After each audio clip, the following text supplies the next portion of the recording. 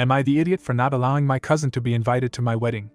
Hello Reddit, I'm female 23, and I'm getting married this May to my long-term boyfriend male 27. We've been waiting to get married for about a year since we've been saving up our finances to move out, and now is the perfect time to start the process of getting married. I'm very excited. We have told our intermediate families so far, and they are all ecstatic for us and support us 100%. However, there is just one problem. I have a cousin female 25, who has bullied me my entire life. I do not want said cousin at my wedding. Growing up, she made my life a living hell. She never missed a chance to make fun of me, and she used to physically bully me as well. I remember times she would make up scenarios and would tell me people from school called me ugly, fat, and a slut just to make me upset and feel insecure about myself. At one point she even admitted she was jealous of me. These days I feel like we're only civil because our moms are very close. Her mom is my mom's sister. This piece helps our family stick together, and there have been no major incidents since then. To this day, she still makes snide remarks or backhanded comments to me. I've come to realize that putting up with that toxic behavior is unhealthy, and this is my wedding day. I deserve to feel happy. I decided that I don't want to invite her to something that is supposed to be one of the happiest days of my life. She doesn't deserve to be a part of my happiness. I told my mother this, and she was upset. She thinks if I invite my aunt's family and exclude said cousin, my aunt will be very upset, and it will cause a whole family fight. My mom also said it will trigger her anxieties and make her feel uncomfortable at my own wedding. I told her if my aunt doesn't want to come because my cousin is uninvited, I would have no hard feelings towards her, and I completely understand. This wasn't enough for my mom, and she was still upset at my response. She doesn't think it's worth not inviting my cousin for one day, and that it would cause a lifetime of conflict. My fiancé thinks I'm in the right, and he personally doesn't want her at the wedding because of how she treated me in the past. He said it's our day and we can choose who we want at our wedding. I still feel like I might be the a-hole for potentially causing drama just because of not wanting to invite my cousin. If you want full detail on what my cousin did to me growing up, I will put it in the comments below. So Reddit, am I the idiot? Well, the original poster was very active in the comments, so here's the best of what I found. Not the idiot, but your mom has to be more supportive of you. Why did she not say anything to the cousin when this began? She has let this continue, and so has your aunt. You are right, and it is your day. Then the original poster responded with, she has in the past, and so has her mom, but my cousin still continued anyway. She was the type of kid growing up that didn't listen to anyone and constantly got in trouble for it. In general, my cousin didn't care about the consequences my aunt gave her about anything. Comment 2. Tell mom, if you haven't already, how much hell cousin put you through. Tell her you're annoyed that mom, sorry if sticking to mom and cousin, but too many, she's in a paragraph get confusing, should and could have saved you from some of that but didn't, and that, auntie's feelings be damned, your tormentor is not welcome at your wedding. Not the idiot all day long. Then the original poster responded with, sorry that I made it confusing for you. I told my mom numerous times in the past that I felt like no one really did anything about the situation. My mom tried to assure me that she tried her best to make sure my cousin didn't do anything to me. I believe she tried her best, but I don't think it did much. Comment 3. Not the idiot, your wedding, your guest list. Maybe this will finally make your family see the way your cousin treats you. Then the original poster responded with, my family is big on sticking together. I think they would see me as petty for doing something like that. Meanwhile, they turn a blind eye on what my cousin used to do to me. My grandma, the queen bee of the family, may the Lord rest her soul, was really the only one who put my cousin in her place. She would tell me she's a jealous bitch, and to not listen to a word she says. Now for the update. Hello again, Reddit. I just want to come back on here to give you guys an update. First and foremost, before I go to the update, I just want to thank you all for your helpful advice. It really helped me and my fiancé get a clearer perspective on what to do. Now for the update. My fiancé and I decided to just have a basic elopement. No celebration, no after dinner, nothing. We might go on a honeymoon afterwards. We aren't sure where to go, but I'm sure it'll be fun with no drama. We also decided to postpone the date of our elopement for a later date. As of the conversation with my mother, a couple days after I posted the original Reddit post, I talked to my mother. I told her I am not having my cousin at my wedding or any future important events of mine. I don't care that she will be upset. It's my day and I say who goes and who doesn't. After I told her, she just sat there in silence. When I mentioned everything my cousin did to me in the past and told her that she did nothing about it, she got defensive. She said she tried everything that she could, but I really don't believe that. A couple days ago I went on a hike with my father. My parents are divorced, and I told him the situation briefly. He decided to give me the full rundown about my mother's family, which was a very long conversation. He did not hold back. To no surprise, my father said throughout the marriage with my mother, she always chose her siblings and her mother over my father and her children. There were no boundaries on my mother's side. Everyone was in everyone's business. He told me about the bullying I received from my cousin from his perspective. For a long story short, my cousin was a horrible child. He told me it's not worth arguing with my mother about these things because she is delusional, and she will always take the side of her siblings instead of her children. I'm going to keep my distance from my family and keep working hard to save my money so I can move out of my mother's house. I understand now that I cannot be around my mother's side of the family at all.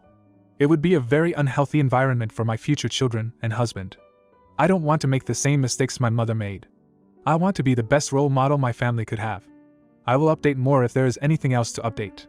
I just wanted to thank you guys again for giving me the best advice to follow and keeping up with my story. Thank you. Comment 1. Good for you. No one needs this kind of toxicity in their life. You have to make your choices just as your mom made hers. You are going to be off to a much better start in your married life, removing those who don't really care about you from your personal universe. I hope you have a lovely wedding and a nice honeymoon. Comment 2. You're the idiot.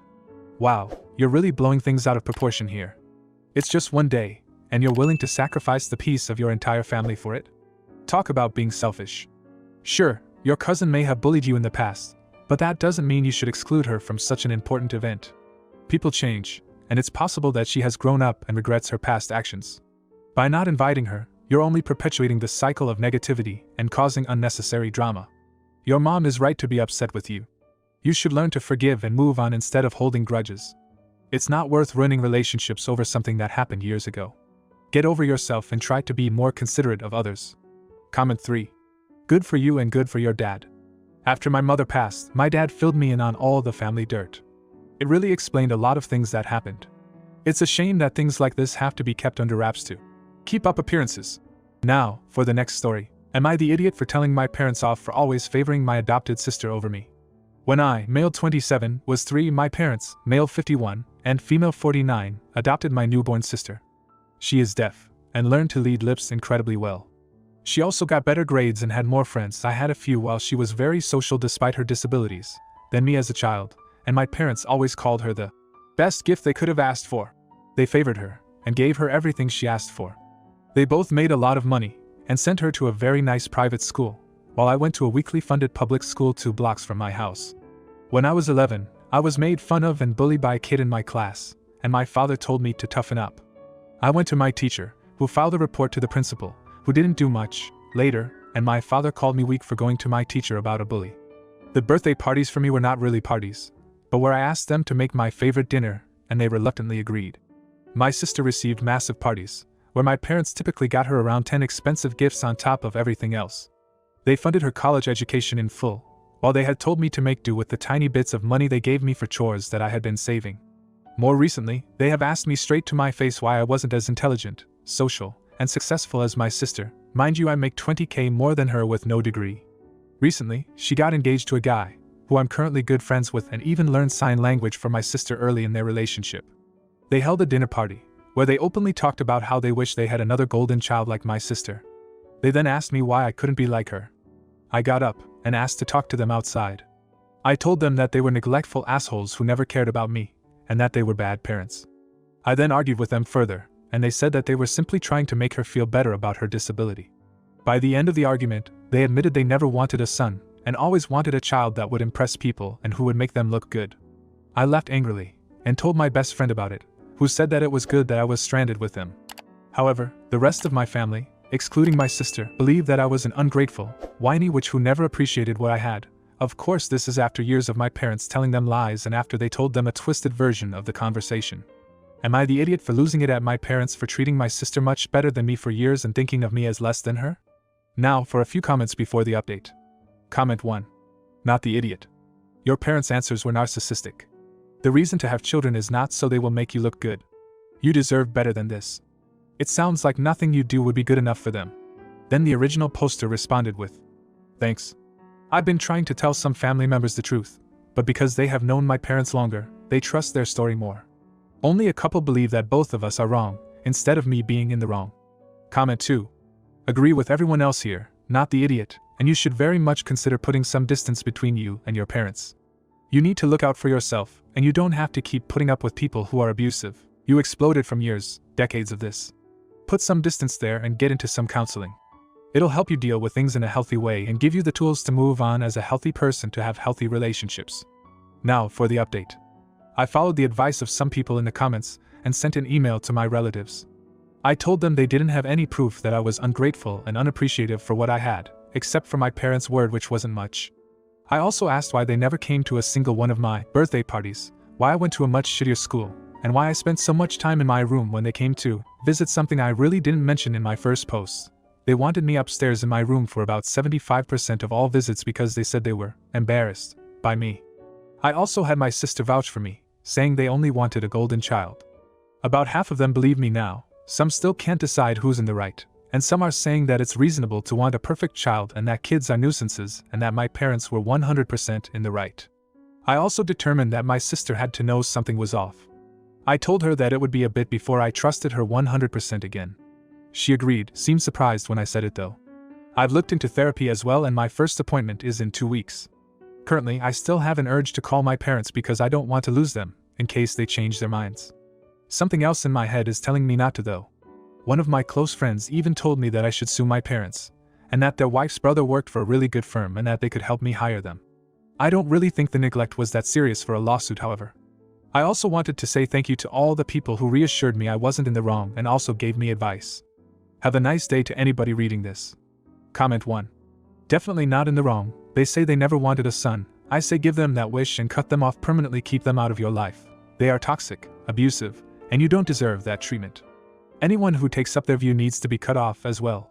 Your parents aren't going to change. They will continue to make you miserable if you allow them to. I'm glad you're getting therapy to help you heal. Just please don't let them back in to hurt you. Comment 2. Going no contact with parents is hard for most even when they have been treated like poop for years. So happy you are getting into therapy. Please resist the urge to make contact until you have at least a few sessions under your belt. You'll likely find that in that time you'll realize your life is better without them in it. Find your chosen family and give your love and attention to those who deserve it. If you like this video, you'll probably like these too. Also, while you're here, please consider subscribing. It's your support that keeps this channel alive and allows me to make better and longer videos. Have a great day.